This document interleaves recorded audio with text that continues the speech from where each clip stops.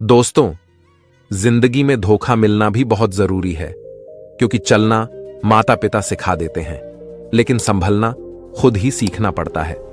जिंदगी बहुत बड़ी नहीं है, इसलिए किसी इंसान का पीछा करने से कई गुना बेहतर है अपने सपनों को पूरा करना। जिंदगी में हंसते रहो, इसलिए नहीं कि आपके पास हंसने का कारण है, इसलिए क्योंकि दुनिया को बिल्कुल भी फर्क नहीं पड़ता।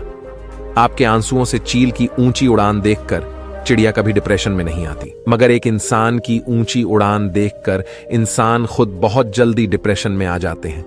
अक्सर हम सोचते हैं कि हमने जीवन में ऐसा कोई पाप नहीं किया, फिर भी हमारे जीवन में इतना कष्ट क्यों आया। यह कष्ट और कहीं से नहीं, बल्कि लोगों की बुराई करने के कारण उनके पाप कर्मों से आया होता है, जो बुराई करते ही हमारे पास आ जाता है। बहुत समय पहले की बात है, एक गांव में एक गरीब पंडित अपनी पत्नी के साथ रहता था।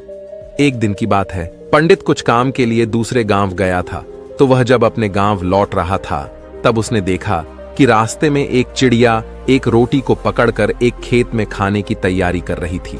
तभी पंडित ने चिड़िया के मुंह से वह रोटी छीन ली। मुंह का आहार छिन जाने पर चिड़िया ने निराश होकर आसमान की तरफ देखते हुए कहा, दूसरे को दुख देना अच्छी बात नहीं है। उस दिन चिड़िया बहुत निराश हो गई।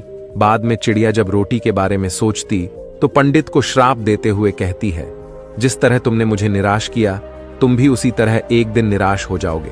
रोटी के बारे में सोचते सोचते चिड़िया ने कुछ दिनों तक कुछ नहीं खाया और भूख, जबकि पंडित वह रोटी को अपने घर ले गया और खुशी के साथ रोटी को खा लिया। कुछ दिनों के बाद पंडित के घर एक पुत्र का जन्म हुआ।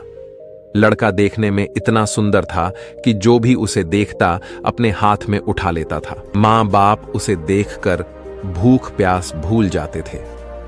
धीरे धीरे लड़का बड़ा हो गया। रूप गुण से भरपूर लड़के को देखकर मां बाप की खुशी का कोई ठिकाना नहीं था। लड़का इतना प्यारा था कि मां बाप उसके बिना एक पल भी नहीं रह पाते थे। लड़का जब युवक बन गया, तभी विधाता की विडंबना के चलते विपरीत काल ने पंडित और उसकी पत्नी की खुशी छीन ली। जिस दिन उनका लड़का ईश्वर को प्यारा हो गया, उसके बाद मां बाप के आंसू रुकने का नाम नहीं ले रहे थे। दोनों ने खाना पीना छोड़ दिया और दिन रात दोनों छाती पीटते हुए कहते, निर्दयी, यम ने हमें जीते जी जला दिया। अगर सुबह शाम उसे कूटा जाए तो उसे कैसा लगेगा। यह कहकर पंडित रोज चिल्लाते हुए कहने लगा कि यम का कलेजा फूट रहा है। पंडित को इस तरह रोते देख एक दिन यम ने पंडित के सपने में कहा, तुम जो सिर पटकर रो रहे हो, बेटे के लिए उस बेटे को तुम देख पाओगे, लेकिन तुम्हें मेरी बात माननी होगी। कल तुम भीतर से दरवाजा बंद करके अपने मंदिर वाले घर में सोना और 2 दिन तक किसी को भी वहां जाकर तुम्हें जगाने देना नहीं है। अगले दिन ब्राह्मण ने सपने के बारे में विस्तार से अपनी पत्नी को बताया और यम के कहे अनुसार मंदिर वाले घर में जाकर सो गया। जब पंडित को गहरी नींद आई, तब एक यमदूत वहां आया और पंडित का शरीर वहीं छोड़कर उसकी आत्मा को अपने साथ यमपुरी लेकर चला गया। यमपुरी में पंडित ने न जाने कितने सारे नजारे देखे। कहीं पापी को यमदूत कूट कूट कर दर्द दे रहे थे, तो कहीं भयंकर पापी को उन्हें घसीट कर नरक कुंड में डाल रहे थे। झुंड बनाकर यमदूत घूम रहे थे, शोर मचा रहे थे। इस तरह जगह जगह अजीब अजीब मंजर देखकर पंडित के होश उड़ गए और डर के मारे वह कांपने लगा।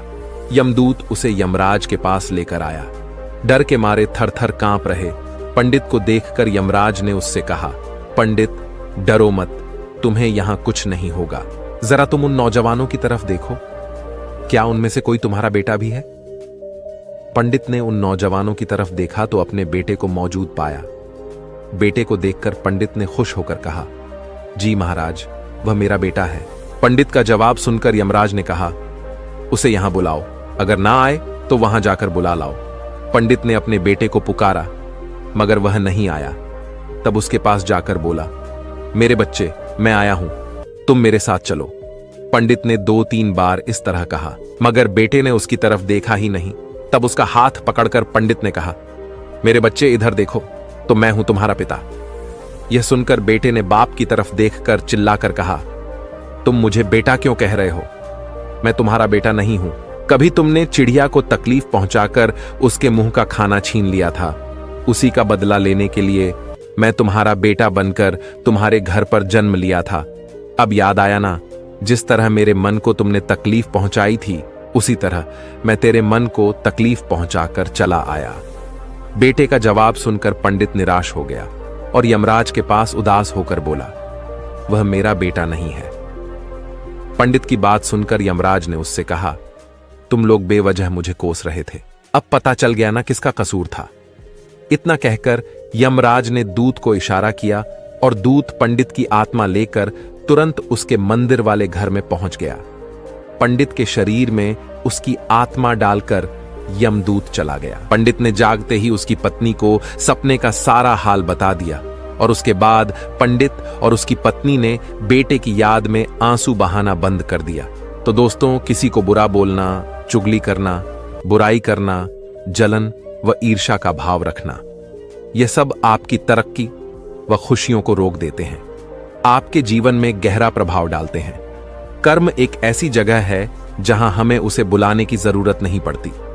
हमने जो किया होता है हमें वही मिलता है। जैसा बीज बोओगे वैसा ही काटोगे। ये वीडियो आपको कैसा लगा कमेंट बॉक्स में जरूर बताएं। ऐसी कहानियों के लिए मेरे चैनल को सब्सक्राइब करें। धन्यवाद।